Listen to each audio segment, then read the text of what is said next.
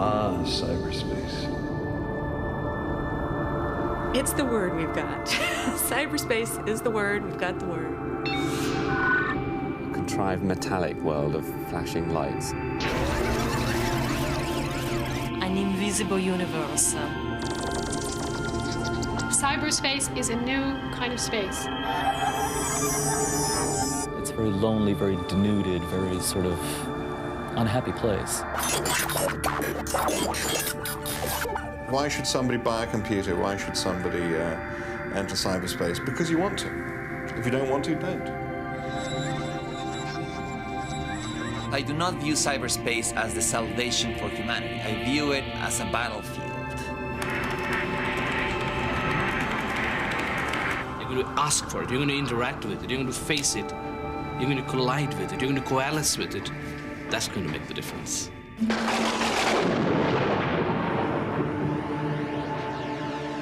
Cyberspace. You can't avoid it these days. Cyberpunk, cybersex. Everybody uses it and nobody actually knows what it means. It's all Greek to me. Cyber actually comes from a Greek word meaning to navigate. So cyberspace is like the oceans and the computer's like a ship.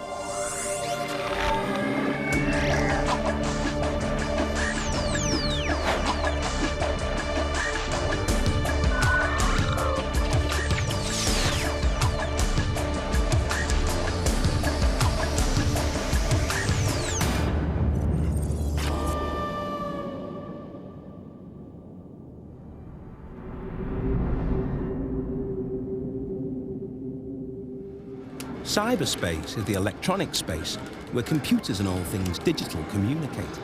It's just behind the screens in video arcades and home computer games. It's what links the internet and lets your computer plug into thousands of other computers on the World Wide Web. Make a date on your portable phone and the call swims through cyberspace from here to Japan in fractions of a second. Kids now play with the white box on the table more than the black box in the corner. Just hit the main menu button. Right. You can play games and shop till you drop in the air with this Arcadia system on Virgin Airways. Soon you can surf the internet from your seat, joining 40 million other people and 200 million by the year 2000. But what if you're not wired? What if you haven't yet caught the wave with the other cyber surfers? Someone who has caught the wave is best-selling writer and convinced cyber surfer Douglas Adams. I don't think anybody should feel, oh God, you know, I'm going to get terribly left behind if I don't sort of go and inform myself and all this stuff.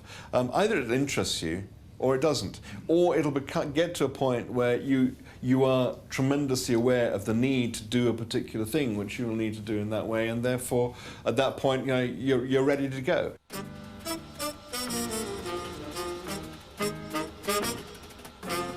If you go back to the science fiction of the 50s and 60s, it's all about the big computers that are going to take over the world and rule the world. And the man in the street was going to be very much subject to the mercy of the big computer. And we had completely the wrong idea. Of course, Thomas Watson, of course, head of IBM, also had completely the wrong idea. I mean, he famously commissioned a study to see how many computers the world was actually going to need. And the study came back and said it was going to be 6. Nearly right, Thomas. You had only 250 million computers out. And instead of filling the office, the personal computer sits on your desk. But some people still aren't satisfied. Computers are still really clunky, big, ugly, awkward things to use, and you have to be prepared to put in a bit of time and effort just to sort of get it to do the simplest thing. And we must remind ourselves of that, despite the fact we go on about how wonderfully capable they are. They're still very, very difficult and awkward to use. But gradually that'll cease to be the case. Computers are already taking over the world of entertainment. They're the powerhouse behind the visual effects which have transformed the cinema. Effects which can make us believe anything is real.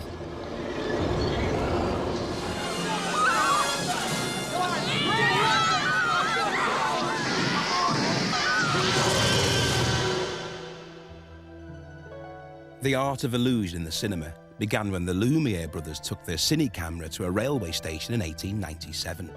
The first moving pictures had an immediate effect. As the train headed towards them, the audience headed for the exits to get out of the way. But in the early days, it was hard to get people to stay at all. Early cinema, the Lumiere brothers' cinema, was thought to be a massively retrograde act compared to what theatre was at the time. Here was these small boxes with 20-odd seats and this flat image, which once you realised it wasn't going to, when you knew the train wasn't going to run over you, there wasn't a lot of point in going back for the third time. And they were also fire traps.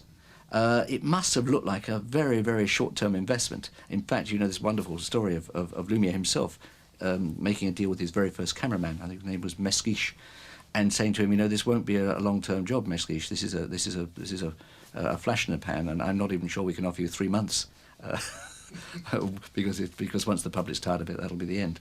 Well, he was wrong.